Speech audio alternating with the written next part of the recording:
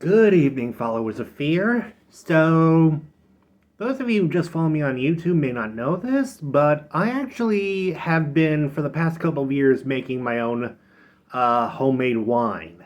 And this evening, my first ever batch was ready for tasting. Yeah, it takes a while to actually make wine. You have to go through a couple months of regular fermentation, just making sure the wine is ready and alcoholic. Then you gotta age it for a year so that it really matures. But this evening, my first batch, actually, yesterday, my first batch was finally ready after a year of waiting. And this evening, I had some friends over to taste it. And this is the wine. It's a plum wine. I made it with plums. As you can see, it's nice and clear, very red, just like plums. And I really wanted to get everyone's reactions on film, but most of them did not want to be in a video, so I did not even bother trying. But I wanted to still get something out, so I decided to do a little taste test this evening. So before I get into that, though, let me just tell you about the winemaking process. I mean, it is a lot of work, but it is still a lot of fun. What you do is you take all the ingredients, boiled water, sugar, whatever you're using for the basis of your flavoring, in this case plums, some acid, some other ingredients, and you put it into this big bucket or tub and just let that sit for about 12 hours, just letting it mix together. Then you add the yeast, which is what breaks down the sugar and makes it into alcohol, and you leave it in the bucket for about a week, sealed airtight with only a little with a little hole in the top so that oxygen and carbon dioxide can escape, because it's going to create a lot of carbon dioxide that's going to escape. And that's the primary fermentation. And at that point you could probably drink it, but it'll be very tart, it won't taste as good. It'll have a really weird aftertaste, and it'll be full of particles, it'll be cloudy. So then you bottle it in another bottle. You put it in a nice big glass jug, again with a little hole for the gases to escape, and you'll change it every couple of weeks until the wine is clear that you can see through it like you can now. And that's when you bottle it. That's when it's ready for bottling. And then you leave it bottled for about a year. You really get that maturity in, and then it's ready for tasting. So I started this plum wine in like August or September of 2020. And it finally finished going through its fermentation process and getting nice and clear and stuff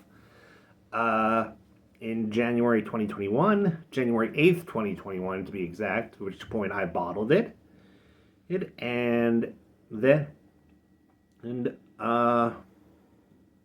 After I bottled it, I left it for a year, and yesterday, January 8th, 2022, wait, I got it in. Oh God! Oh, I swear I haven't drunk that much, but I got this in 2021. It was finished in 2022, finished fermenting, and in 2023 it was ready to drink.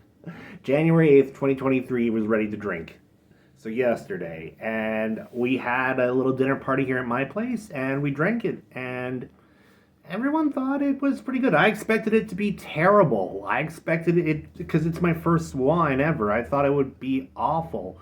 But everyone really liked it. They thought it was a lot drier than expected. Because plum wine is usually pretty sweet. And but it was still very tasty and pretty strong. As to how strong, I'm not exactly sure. I went the old school route of not really measuring the how alcoholic it was. If I could walk in a straight line, that's fine. Anyway, we all had a little bit, but I'm gonna have a bit more because it's just really tasty. And you know, I'm really glad that it turned out so well because I want to bring this stuff up to relatives as a hospitality gift. I'm gonna be staying with some relatives later this month, and I thought if this was any good, it would be a great hospitality gift. So, cheers, l'chaim, bottoms up, prost. Oh, kampai. Whew. So yeah, it is pretty strong stuff. Very dry. Has a nice body to it. And yes, I actually know what those terms mean. If a wine is dry, it means it's not very sweet. It's much more bitter or tart, or yeah. And full body. If wine's full body, it means very syrupy, not very watery. This is kind of syrupy, so it's kind of got a body to it. And it's not very sweet, so it's dry. And it's pretty good. I'm glad I got to try. Again, I'm glad that everyone liked it. I made the whole waiting effort for this wine worth it. You know, wine is a lot like writing. Making wine is a lot like writing. I mean, you have to do an initial draft, the primary fermentation. You do a secondary draft where you clean it up. That's the secondary fermentation. Then afterwards, you let it sit for a while, and that could be maybe finding the publisher, and then you try it, which is the publishing and reading phase. And depending on how much work you put into it and a few other factors, it can turn out really bad or really amazing. And I'm glad to see that my first go with homemaking wine turned out very well. Also, so I've got about 4 more bottles of this stuff left. 4.5. Still plenty of this stuff left. And one's definitely going to go up to my relatives in when I go up to see them. And the rest, I'm going to probably find special occasions to open up. And I also have another wine that's currently aging. It'll be ready by October. Get this, it's pumpkin wine. You can make wine from just about any sort of plant. Plums, pumpkins, grapes, even dandelions and roses. Even apples and honey, you can make that wine from that too. So,